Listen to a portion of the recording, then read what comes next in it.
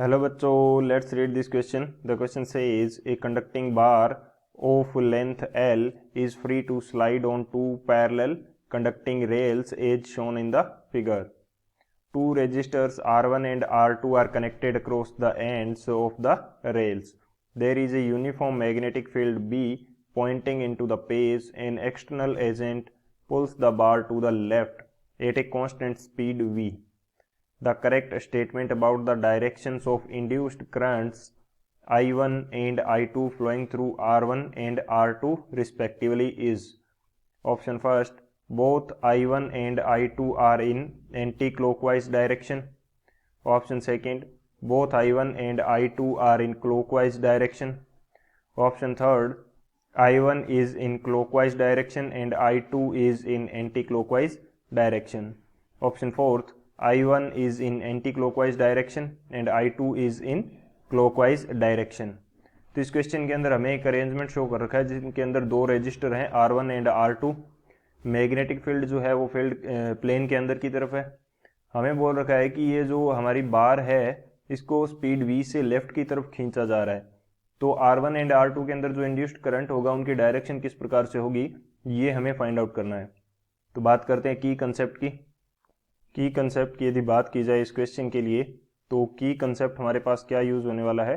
अब वो हम सबसे पहले बात कर लेते हैं की कंसेप्ट की कंसेप्ट जो यूज होगा वो हमारे पास फर्स्ट की कंसेप्ट होगा Faraday's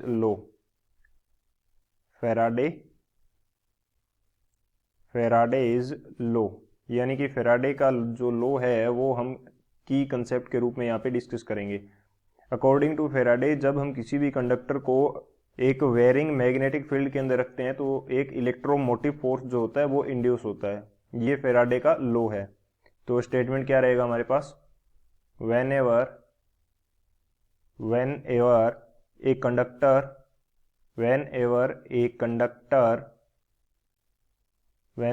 A conductor is placed whenever a conductor is placed in a varying magnetic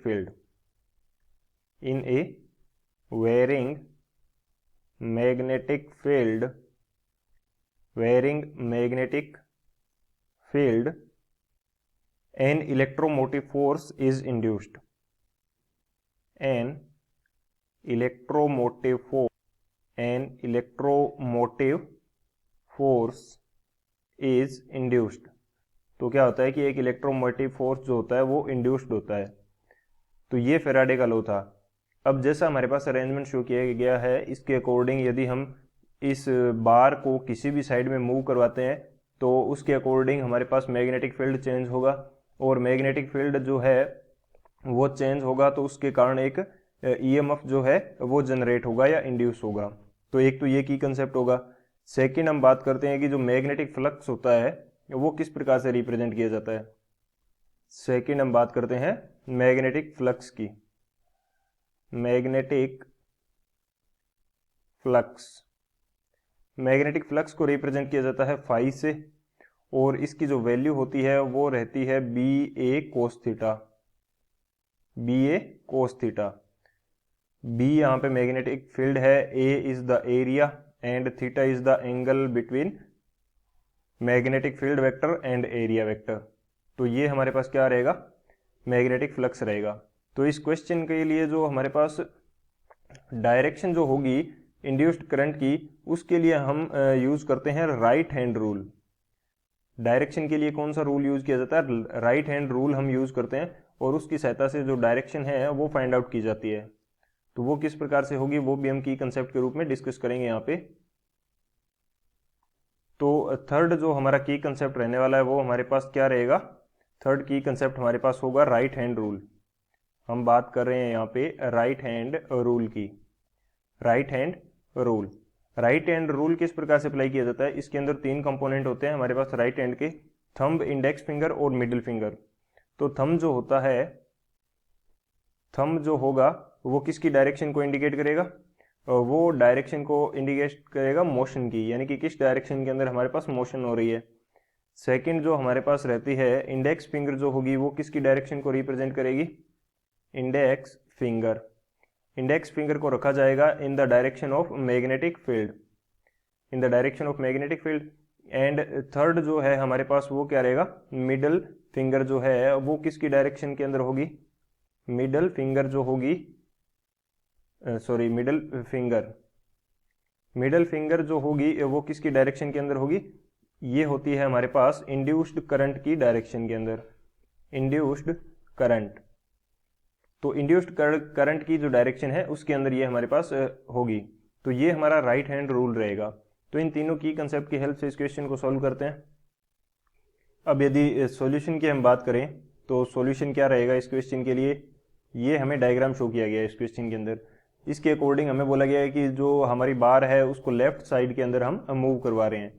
तो लेफ्ट साइड के अंदर मूव कराएंगे तो जो फर्स्ट हाफ होगा यानी कि R1 की यदि मैं बात करूं तो उस साइड का जो एरिया है वो क्या कर रहा है, डिक्रीज कर रहा है। लेफ्ट साइड की तरफ मूव करवाएंगे तो जो फर्स्ट हाफ है उसका एरिया क्या कर रहा है, डिक्रीज कर रहा है। तो मैं यहाँ पे लिख देता हूँ A is decreasing, A decrease करेगा, A इज डिक्रीजिंग, तो फाई जो होता है वो हमारे पास रहता है BA कोस थीटा, तो डायरेक्टली प्रोपोर्शनल है A के। तो यहाँ से जो फ्लक्स होगा फाई वो भी क्या करेगा, इज डिक्रीजिंग। अब फ्लक्स जब डिक्रीज कर रहा है तो फ्लक्स चेंज के कारण हमारे पास EMF इंड्यूस्ड होगा, EMF जो होगा EMF इंड्यूस होगा। EMF जो इंड्यूस होगा उसकी डायरेक्शन क्या होगी, उस डायरेक्शन के अंदर होगी ताकि हमारे पास जो फ्लक्स बढ़ सके या मैग्नेटिक फील्ड जो है वो बढ़ सके। इंड्यूस जो EMF होगी इसकी डायरेक्शन कैसी होगी, direction in the sense, direction in the sense to increase magnetic field, to increase, या तो फ्लक्स को बढ़ाए और मैग्नेटिक फील्ड को बढ़ाए, दोनों एक ही बात है, क्योंकि मैग्नेटिक फील्ड बढ़ेगा तभी तो फ्लक्स बढ़ेगा। तो EMF की डायरेक्शन कुछ इस प्रकार से होगी कि हमारे पास जो मैग्नेटिक फील्ड है वो बढ़ना चाहिए। तो मैग्नेटिक फील्ड को यदि इंक्रीज कराना है तो मैं यहाँ पे क्या लगाऊंगा, अब मैं लगाऊंगा राइट हैंड रूल। अब मैं यहाँ पे अप्लाई करता हूँ right hand rule, right hand rule. हमें क्या चाहिए, मैग्नेटिक फील्ड जो है वो ज़्यादा चाहिए, तो ये मैं यहाँ पे मैग्नेटिक फील्ड क्या कर देता हूँ, ज़्यादा शो कर देता हूँ। अब हमें इंडेक्स फिंगर जो है वो रखनी है in the direction of B, यानी कि मैग्नेटिक फील्ड के अंदर। जब मैं इंडेक्स फिंगर को क्या रखूँगा, मैग्नेटिक फील्ड यानी कि प्लेन के अंदर की तरफ, और जो मिडिल फिंगर है वो इंड्यूस्ड करंट को शो करेगी और जो थंब है वो मोशन को करेगा। तो तीनों एक दूसरे के परपेंडिकुलर होंगे यानी 90 डिग्री का एंगल होगा। तो जो हमारी इंडेक्स फिंगर है वो प्लेन के अंदर की तरफ होगी और जो हमारा थंब है वो किस साइड के अंदर होगा, लेफ्ट साइड के अंदर, क्योंकि मूवमेंट हमारी लेफ्ट साइड के अंदर हो रही है। तो जो नीचे की तरफ हमारे पास क्या आएगी, करंट की डायरेक्शन आएगी। तो करंट की डायरेक्शन किस प्रकार से आ जाएगी, राइट हैंड रूल से नीचे की तरफ हमारे पास डायरेक्शन आएगी।